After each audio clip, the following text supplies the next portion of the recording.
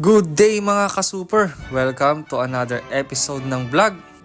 For today's video, aalamin natin kung gaano nga ba kasaya manood ng Disney on Ice.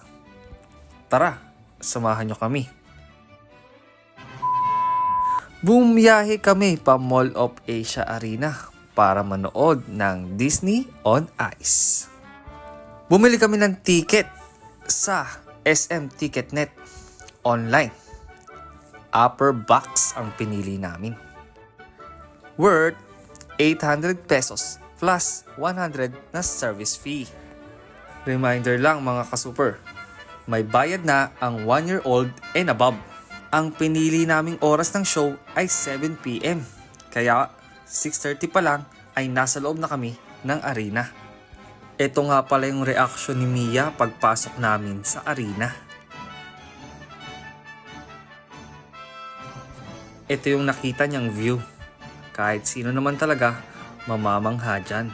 Pagpasok ng arena, pakita niyo yung ticket at may mag-guide sa inyo papunta sa inyong upuan. Ito yung view namin sa aming upuan. At maya-maya lang nag-start na ang palabas. Grabe yung hiyawan ng mga tao nung lumabas si Mickey Mouse at si Minnie Mouse. Samahan mo pa ni Donald Duck at ni Goofy. Sila ang nagsilbing host ng show. Pagkatapos nila, sumunod naman si Ariel at iba pang cast ng Little Mermaid. Grabe yung opening number ng Little Mermaid. At ito nga, makikita nyo, grabe yung pag-ikot-ikot ni Ariel. Pagtapos ng Little Mermaid, sumunod naman ang Moana. Makikita nyo dyan si Maui at syempre si Moana. Tuwang-tuwa yung anak ko.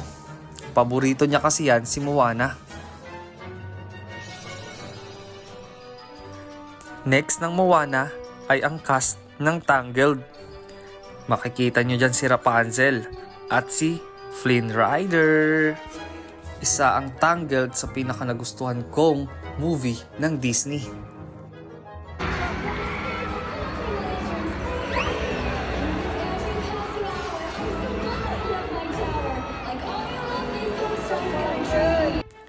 After ng Tangled, nagkaroon muna ng short break. Napansin ko lang na may umaandar na sasakyan dun sa may yelo. Naalala ko tuloy yung sa may Plants vs. Zombies. Yung zombie na nakasakay dun sa ganong sasakyan. Yung tinatawag na Zomboni. Later. Mabalik tayo sa Disney on Ice. After ng short break, cast naman ng Beauty and the Beast ang nagpakitang gilas. Share ko lang sa inyo, si Belle ang paborito kong Disney princess. Dati talaga si Cinderella eh. Pero people change, kaya yun. Sumunod sa Beauty and the Beast ang Frozen. Ito yung masasabi kong crowd's favorite. Paano ba naman kasi? Pakinggan nyo yung hiyawan nung pumasok si Elsa.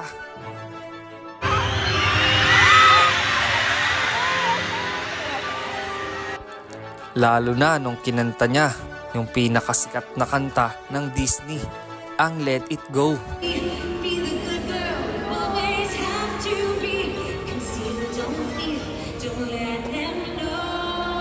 Halos lahat ng nanonood ay nakisabay sa pagkanta ni Elsa.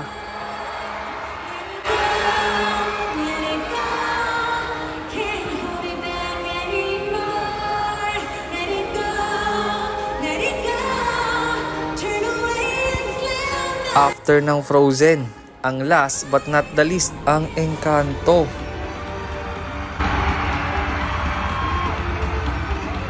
Napansin ko lang, ang Encanto ang may pinaka-musical na movie ng Disney na napanood ko.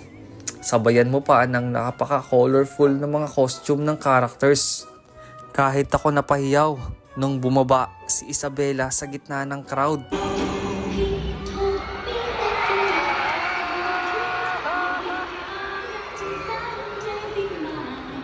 Kuwang-kuwa nila mismo yung nasa movie.